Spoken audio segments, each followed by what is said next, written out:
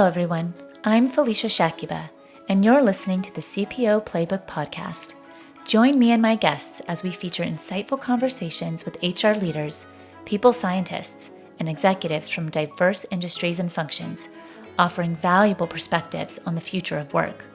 Discover a unique outlook on navigating the complexities of the modern-day working world, exploring innovative strategies in talent management and corporate culture from the Chief People Officer's perspective. Tune in to stay ahead of the game when it comes to all things people-related.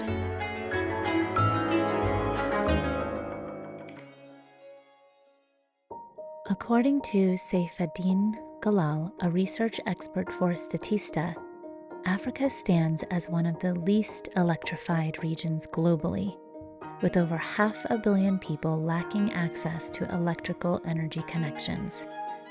In response to this challenge, entrepreneurship in Africa's renewable energy industry has emerged as a vital catalyst for change. In a captivating discussion with expert Stephan LeCam, we unveil the 3 essential skills for success in this sector. These skills include an entrepreneurial mindset, political astuteness, and humility. Entrepreneurs must seize the opportunity, navigate the intricate political landscape, and maintain a sense of perspective and understanding of a foreign country. Join us on this enlightening journey as we explore how these skills drive the renewable energy revolution in Africa, fostering hope for a sustainable future across the continent. Stephan, thank you so much for being here. Welcome. Thank you very much, Felicia. I appreciate your interest in me. It's very exciting to chat with you today. So the first question I have for you is, could you share with us the story of how you embarked on your journey in the renewable energy industry in Africa and what motivated you to pursue this path? Yes, it started as in a different world. By training, I am an investment banker, and I developed investment funds through the years. And in the late 90s, for the first time, I went to Morocco and met local people with whom I started, to discuss potential investment opportunities which were outside of what I was doing at the time being. I was at the time developing, managing, and selling investment funds. And for that, I was traveling many countries, Africa being an area like others. But this business traveling in Africa made me meet local people who introduced me to the huge demand for infrastructure as a whole and energy specific. Core infrastructure needed for the development of the country are roads, transportation, and energy. And many of these countries are craving for energy. Sometimes it's a bit of a paradox because some of them are producing oil and gas or energy commodities and don't even have the direct benefit of it for their own energy production. By that I mean that they are selling their resources to the outside world, but still do not produce enough energy for their own electric grid. It did not start into renewable. For me, it was more gas-producing power plant, up to the moment being aware of what's going on in the world and the absolutely necessary transition we have to go to. Me, like many African leaders, we realized that we should focus more on renewable.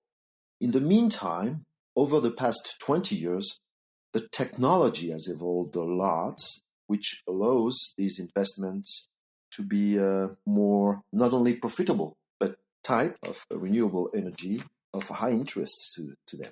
This is how it all started. I am an investment banker. I am traveling Africa for investment solutions to be sold to local financial institutions. And then I realized on the ground that I could do something as an entrepreneur to accompany the development of energy production in these countries.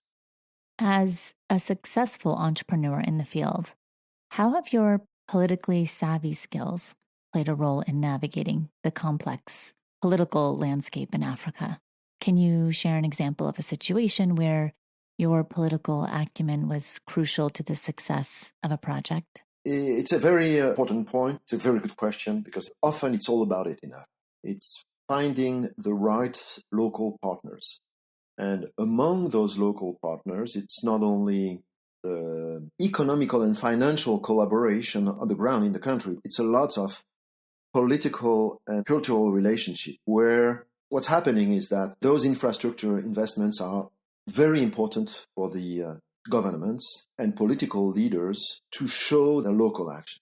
You will be surprised how much we are being interrogated 1 year before any general elections, where political forces, local forces want to show and demonstrate that they are active for their population and want things to change. And so that relationship has to be very well established with the Ministry of Energy, with the Prime Minister office, the President's office, depending on the countries. We get into those negotiations with them. Also has to be handled very often there is some form of embedded corruption.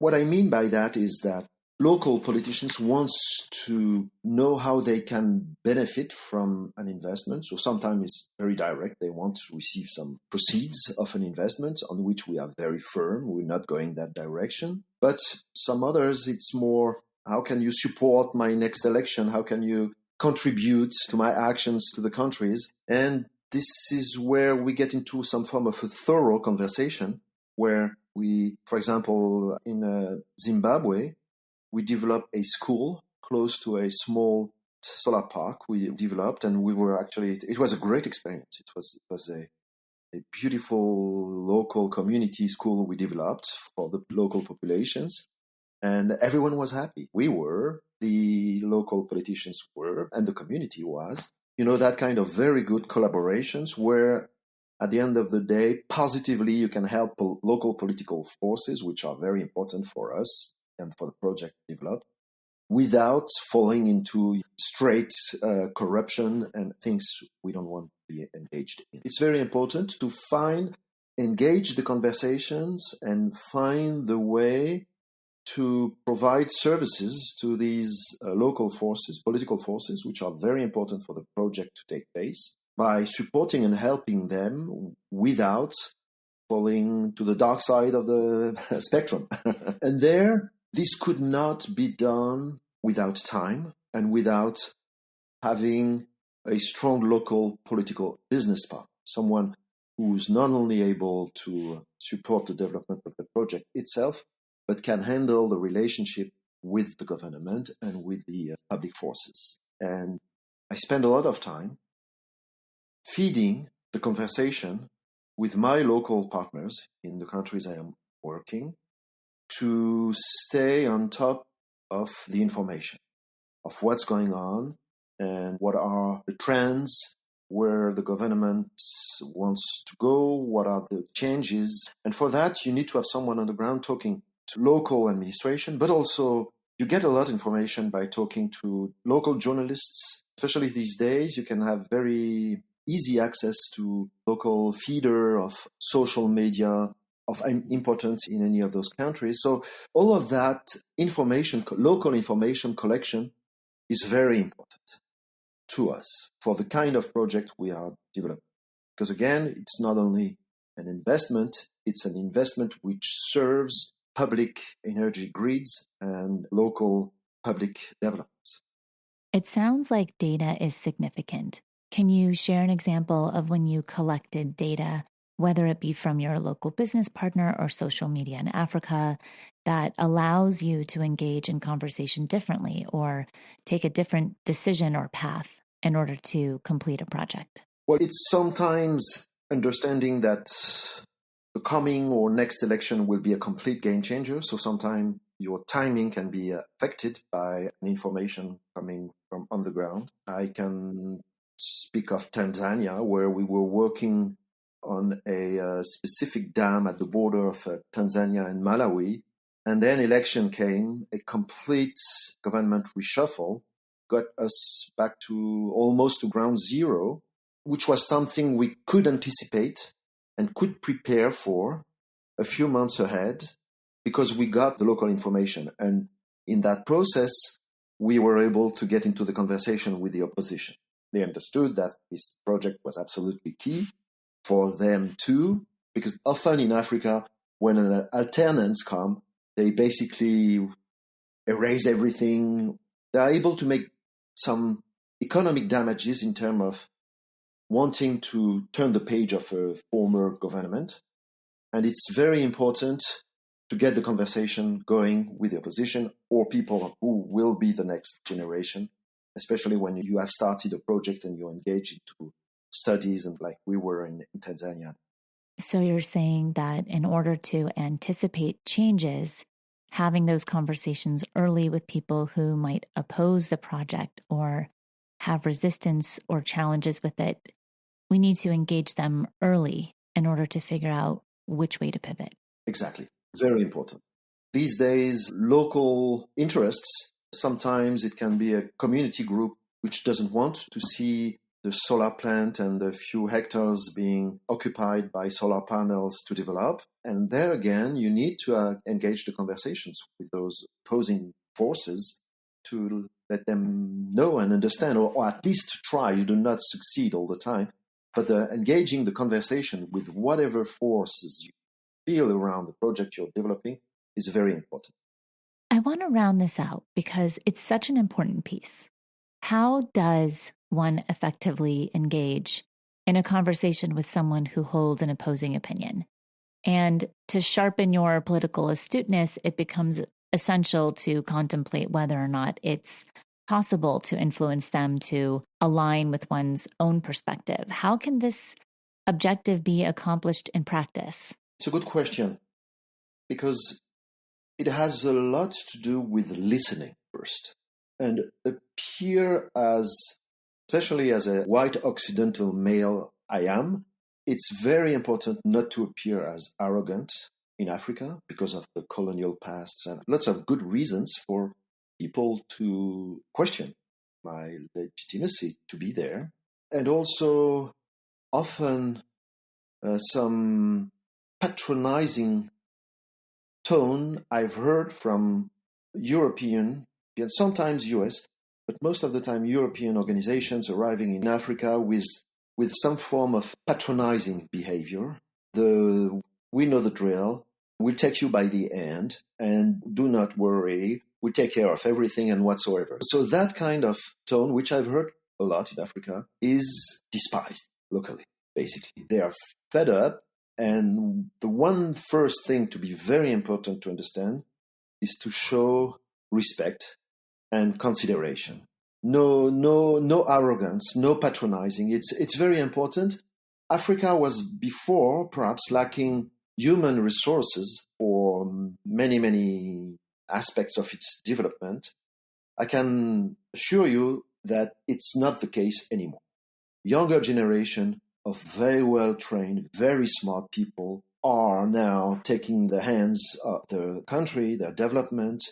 Certain countries are beautiful development examples, and thinking of countries like Rwanda, Ghana, Kenya, Tanzania, where things are developing very, very well with younger generation of very smart people. And this is perhaps something I will get more to the end of our conversation, but I see some form of convergence where nowadays, compared to 10 to 15 years ago, the way a renewable project develops in Africa tends to be more and more like it would be in Europe or in the US. Why? Because in the ministers, in the environment, I find very competent engineers who understand perfectly well how we will develop the project, how it happens to be.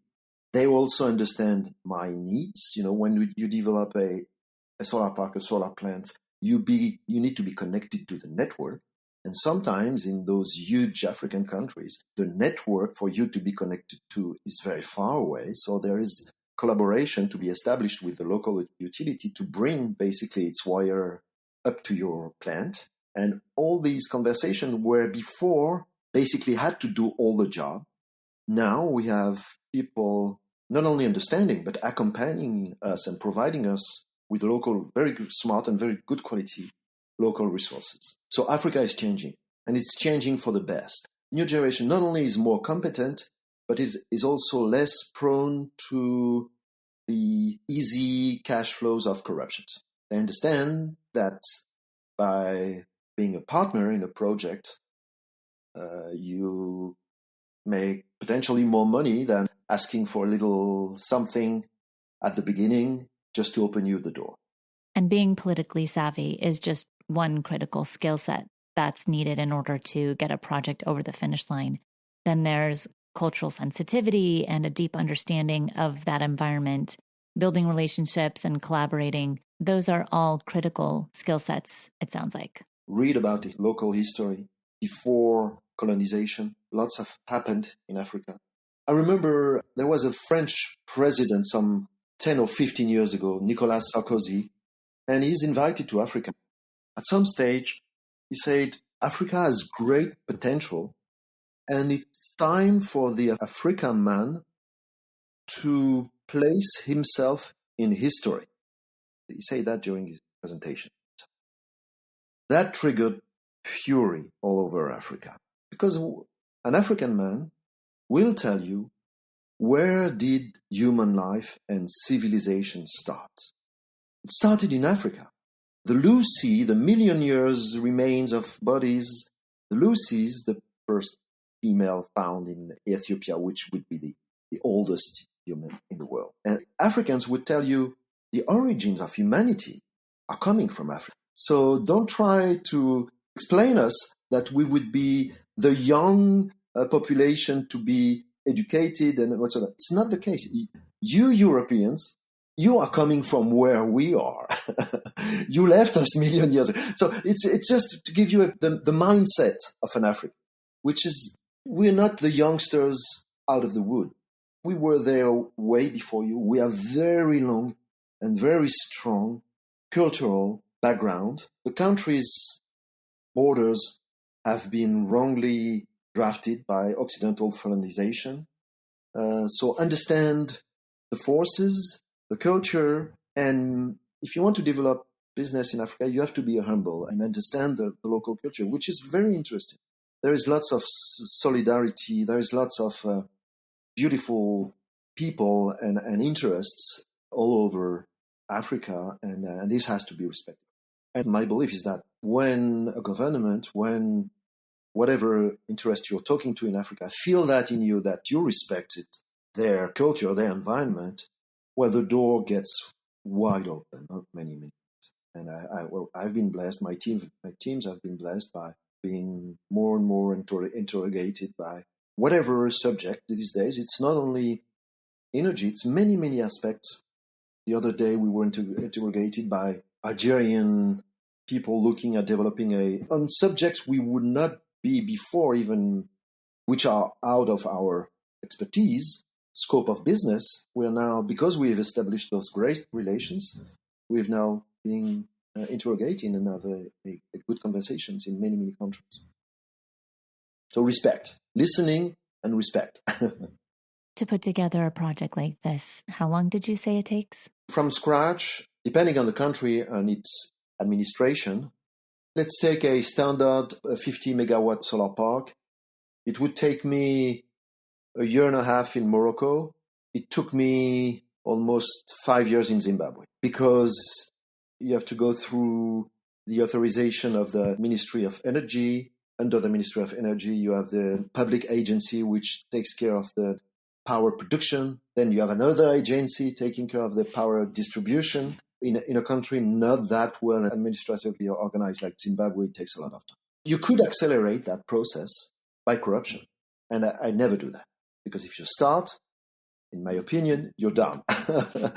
One of the problems of corruption is that if you pay someone with the speed of the information in Africa, in a country, if that information gets to be known, you get the whole country coming at you, asking you for money. And it can be very, very detrimental, not only because it costs you money, of course, you have to pay the corrupted party, but the problem is that if you don't pay and some interest known that you've paid some others, then comes the people who find interest in blocking your project and kind of trying to find leverage on blocking you. So instead of, if you're known, not to pay, it might go slower, it might be more complicated, but the chances you would be fully blocked are much, much lower. And that's also something I learned in Africa.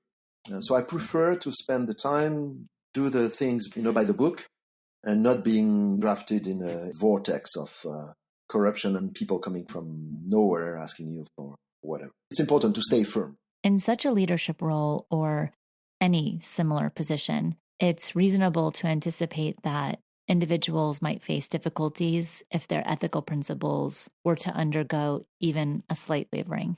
Even independent from the ethics, even business-wise, it's a bad choice. On the long term, to stay in the business and go to other projects or whatsoever. If it is a one-shot project, then it's up to you. I would not even recommend it. That makes a lot of sense, yeah. And even if you want to be cynical, that happened to U.S. interests, where you get some form of the Texan cowboy arriving in Africa. And I'm making it a bit of a caricature, of course, for the sake of my demonstration. And I love Texans. I love to be doing business with Texans. They're very straightforward, and for business-wise, they're great. But sometimes, you hear about especially in the oil and gas industry, the Texan guy arrives in Angola and he sits down and how much? That's how much. How much do you want? What will it cost me? Whom do I need to pay? And whatsoever, I want that to happen right away, right now, and we move forward. It doesn't work. First, it will cost him a lot. And then again, as I was saying, the information that he has been paying will be known, and then will raise the forces, will blow against his own project. It's expensive and unpredictable. Is there anything that we haven't talked about that you want to make sure to share with our listeners today? Your questions were very accurate, and thank you. I think you understood the challenges of developing business in a different world. And I think Africa, like any other place, you need to understand your environment, and you do that for any places. It's a great part of the world. It's a changing part of the world. It's extremely exciting to see how these places are developing. That might be my conclusion. Stephan, this has been enlightening. Thank you so much. My pleasure. That's Stephan LeCam. With a postgraduate degree in business and managerial economics from Harvard University, LeCam is the president of Logoden Advising and a distinguished figure in the realm of renewable energy entrepreneurship in Africa.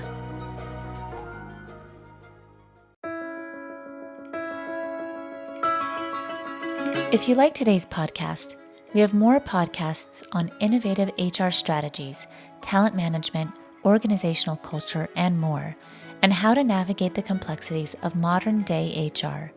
Find them at cpoplaybook.com/podcasts or search CPO Playbook on Apple Podcasts, Spotify, or wherever you listen. Thanks for listening to the CPO Playbook podcast. We'll be back with a new episode next time. I'm Felicia Shakiba. If you love CPO Playbook, the best thing you can do to support us is become a subscriber. You can do that at cpoplaybook.com/podcast. That's cpoplaybook.com/podcast. If there's an episode you loved, please share it with a friend. And if you have an idea you would like us to talk about or a guest you'd like to nominate, visit cpoplaybook.com/contact us to suggest an idea.